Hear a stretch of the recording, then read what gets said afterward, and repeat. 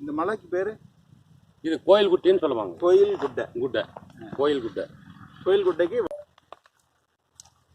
வேப்பனப்பள்ளி ஒன்றியம் பந்திகுரி கிராமத்திற்கு தெற்கு பக்கம் கோயில் குட்டைக்கு மேற்கு பக்கம் வந்து பார்த்தீங்கன்னா சாலையில் செல்லும் பொழுது மற்ற நிலங்கள் எல்லாம் சிவப்பு அல்லது இளம் சிவப்பு நிற கலர்கள் தெரியும் பொழுது சுமார் ஒரு 3 ஏக்கர் நிலப்பரப்பு மட்டும் கருப்பாக தெரியும். ரோடில் செல்லும் பொழுது இந்த கருப்பாக தெரியும். அங்கு இறங்கி வந்து பார்த்தால் இந்த 3 ஏக்கர் நிலப்பரப்பு முழுவதுமே இரும்பு கசடுகளால் நிரம்பியதால் தான் இந்த கருப்பு நிற வண்ணமாக தெரிகிறது.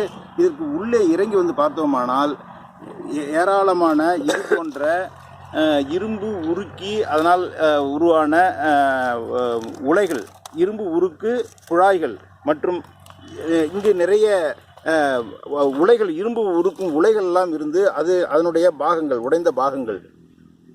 ஆகவே இது வந்து ஒரு மிகப்பெரிய இந்த காலம் வந்து சில பானை ஓடுகளை வைத்து பார்க்கும் பொழுது சுமார் 700 ஆண்டுகளுக்கு முற்பட்ட காலத்தை சேர்ந்த ஒரு இரும்பு உருக்கு ஆலை கிருஷ்ணகிரி மாவட்டத்தில் இந்த பந்திகுரி கிராமத்தில் இருந்தது மிக தெளிவாக தெரிகிறது. இந்த சின்ன ஒரு குட்டை போன்ற அமைப்பு இருக்குது. இதை சுற்றிலும் இந்த கசடுகள் நிரம்பி இருக்கின்றன.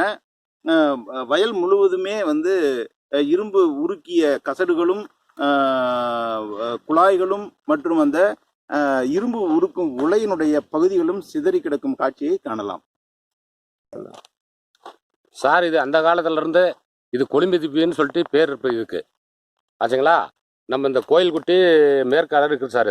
இது எங்களுடைய நிலம்தான், மகேந்திரனுடைய நிலம். எங்களுடைய பேர் அண்ணாமலை, அவங்களுடைய மாமா. இது அந்த காலத்துல தான் நாங்கள் செஞ்சுன்னு இருக்கோம். இது பேர் வந்து கொழும்பிதிப்பின்னு சொல்லுவாங்க சார். இது மொத்தம் இந்த வட்டம்லாம் சேர்ந்தாக்கா ஒரு 3 ஏக்கரை தேரும் சார். ஆமாங்க. ஓகே.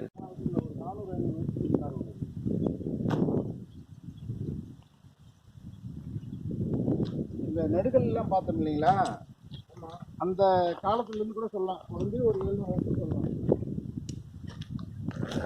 பானை ஒன்று மட்டும் நான் கலெக்ட் பண்ணேன்.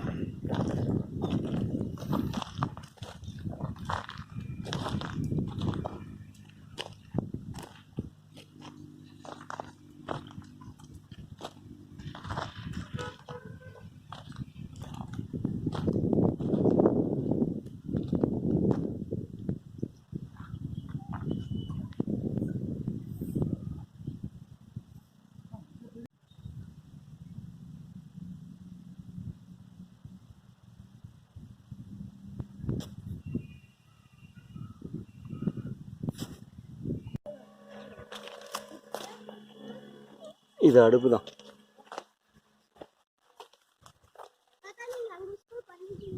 ஆமா, அன்னைக்கு பஸ் எடுத்துன்னு வந்தோம்ல.